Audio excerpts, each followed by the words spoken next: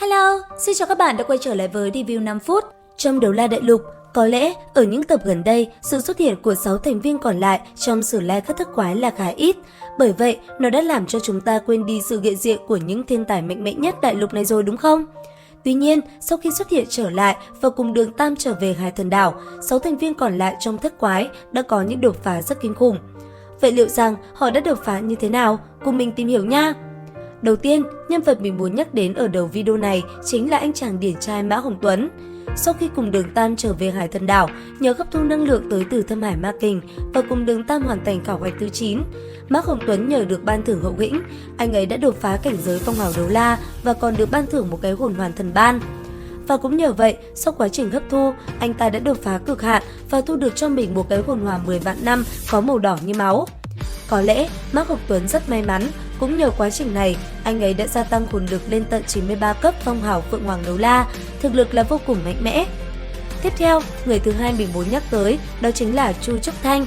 Với cô nàng này, trong hành trình cùng Đường Tam trở về Hải Thần Đảo, cũng giống như Mã Hồng Tuấn, nhờ việc hấp thu năng lượng của Thâm Hải Ma Kình và được ban thưởng sau khi cùng Đường Tam hoàn thành truyền thừa thần vị, Chu Trúc Thanh đã liền đột phá 90 cấp. Sau khi hấp thu hồn hoàn thần ban, cô nàng này cũng đột phá cực hạn và thu được cho mình hồn hoàn thứ 9 là 10 vạn năm.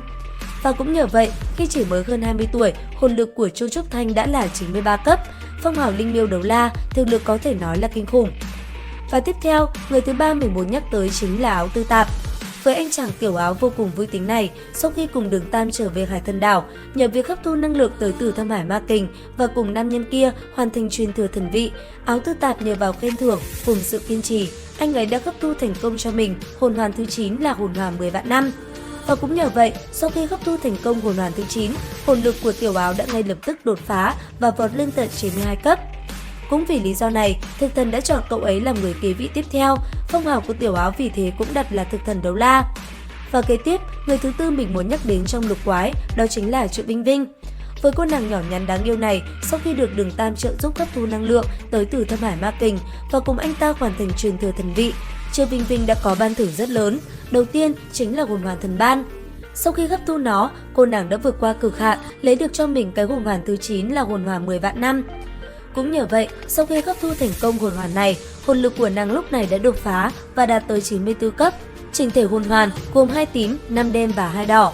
Hơn nữa, sau đó, cô nàng còn được Cửu Thải Thần Nữ lựa chọn làm người kế vị tiếp theo. Cũng vì thế, phong hào của nàng ấy là Cửu Thải Đấu La. Và tiếp theo, người thứ năm mình muốn nhắc đến trong lục quái, đó chính là Đới Mộc Bạch. Với Đới Lão Đại, anh chàng này cực kỳ mạnh mẽ. Sau khi cùng Đường Tam trở về Hải Thần Đảo, nhờ việc hấp thu một nguồn năng lượng đồ sộ tới từ Thâm Hải Ma Kình, bên cạnh đó còn cùng Đường Tam hoàn thành truyền thừa thần vị. Nhờ vậy, anh chàng này cũng giống như những người khác đều được ban thưởng hồn hoàn thần ban. Sau khi hấp thu nó, Đới Mộc Bạch cũng lấy được cho mình cái hồn hoàn thứ 9 là hồn hoàn 10 vạn năm. Nhờ vậy, thực lực đã lập tức đột phá 95 cấp, phong hào Bạch Hổ Đấu La, sức mạnh là vô cùng kinh khủng. Cuối cùng, người thứ 6 mình muốn nhắc đến trong lục quái, đó chính là Tiểu Vũ. Với cô nàng này, nhờ việc tiếp được nhận khảo hạch rất cao, hơn nữa lại cùng Đường Tam hoàn thành toàn bộ 9 khảo hạch. Thế nên, sau khi Đường Tam hoàn thành truyền thừa thần vị, ban thưởng với nàng cũng là cực kỳ lớn. Đầu tiên, nàng được khen thưởng hồn lực tăng lên 10 cấp. Tiếp đến, tu vi tất cả hồn hoàn còn gia tăng lên 2000 năm, cùng với đó là 3 cái hồn hoàn thần ban.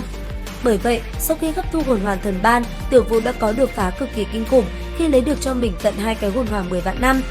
Tiếp theo, nàng như thế cũng đột phá từ 76 cấp lên tận 96 cấp và trở thành người có hồn lực mạnh thứ 2 chỉ sau Đường Tam. Lúc này, với hồn lực cao tận 96 cấp phong hào Nhu Cốt Đấu La cùng với hồn hoàn gồm 6 đen 3 đỏ, Tiểu Vũ chính là một sát thủ đáng gờm đúng không các bạn?